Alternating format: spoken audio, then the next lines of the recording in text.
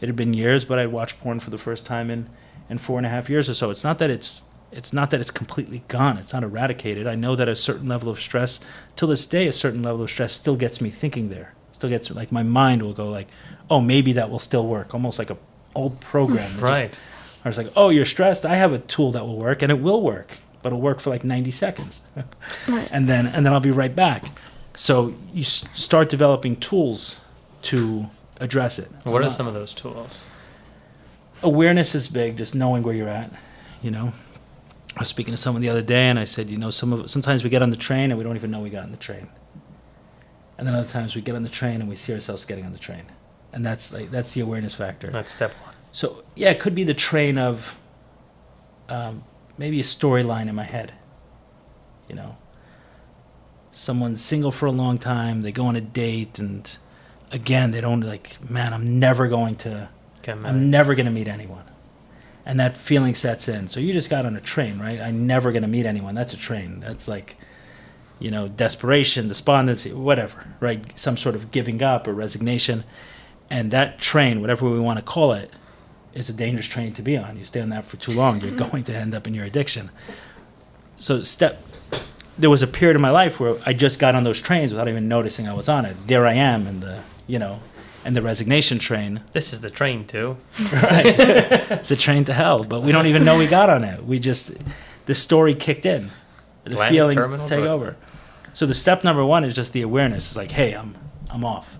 So in 12 steps, they have, you know, step number 10, they call it continue to take personal inventory, and when we're wrong, promptly admitted it. In layman's terms, just means check in with yourself from time to time, because usually it takes some time for it to build up. If everything's good, it's a small blow is usually not going to throw you off, but you know, it's not the little dirt that makes us stink. It's like a few days of like just dirt accumulating and us not taking a shower that suddenly no one wants to be in a room with us. So that's where it's at, is noticing at the end of the day is like, hey, I got to take a shower. And checking in on a regular basis, that allows us to have the awareness like, oh, wow, that really threw me off. That conversation really threw me off, or that really triggered me. And then from there are many tools, whether journaling is a huge tool for me. I have an app in my phone that dates back to 2012. Whoa. Oh, wow. Yes. 10 years. So Wow. like you journal like daily? I used to journal daily. Now, no. But if there's strong emotions coming out, I've found that the pen or typing is just a beautiful way to get that. What app is that? Get that out. I use my W days, but it's my wonderful days, and just what's really cool for me about it is being able to read old journal entries from, if I'm feeling, sometimes you can get a feeling like, wow, you end up in a situation like, wow, I'm here. I'll give you an example. When I watched porn again about 6 months ago, right? So what had happened, and I shared about it on Jesse Jacobson's podcast, a friend gifted me a VR headset. And I stopped watching porn, or trying to stop watching porn, at around 2013, I think. Wow. So I've been on this journey for a while, and even though I've slipped a number of times during it, I'd never got to experience VR porn. So I was curious, and this thing sat there, and I was checking out some of the other things, and the guy gave it to me saying it's amazing for meditation, believe it of all things. And the thought crossed my mind when he gave it to me, like I shouldn't take this home, but I couldn't shake it. And a few days later, there I am, you know, watching porn on it. And a thought that came in is like, wow, like I'm such a farce. Like I talk about porn, like here I am watching this stuff. Like who the hell am I to talk? Like should I delete everything? I got to call the TED guys, just take everything. Like who the hell am I? And it's been years that I, you know, not that you sometimes bump into stuff, but it's been years that I intentionally went to watch pornography. I'm like, whoa. And then another feeling is like, well, I'm not getting anywhere, right? All my work and I didn't progress, right? You can have that kind of feeling sets in. And that's definitely been a loop in my head that can, like one of those things that can get me is like, wow, all this stuff and I'm not progressing.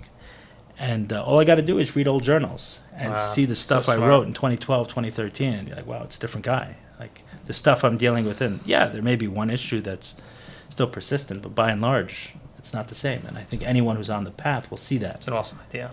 So, and then talking to people. You got to talk to people. Like, I almost think of it as energy, right? There's a negative energy inside. It's got to get out. Right. So, you know, it's going to come out through writing, it's going to come out through speaking, or it's going to come out through my puppet, right? It's got to come out in some way. And Hopefully that wasn't too graphic for the audience, but the energy's got to the room, like everything changed when I said that, but the energy's got to come out in some way.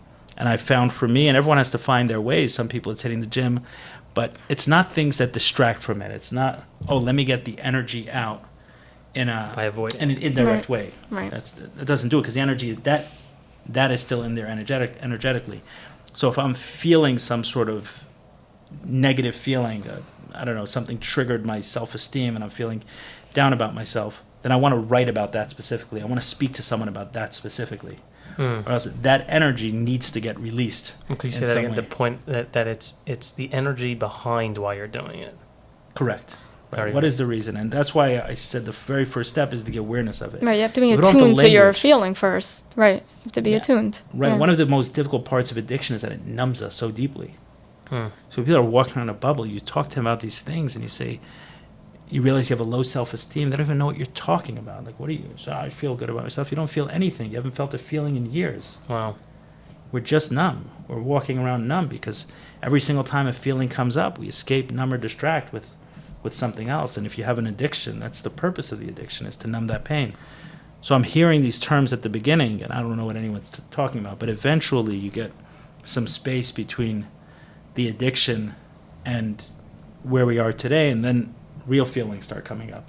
Not what we imagine to be feelings, but actual real feelings, from inside us. And then we got to deal with those. We got to deal with those, or it's going to drive us right back to the addiction.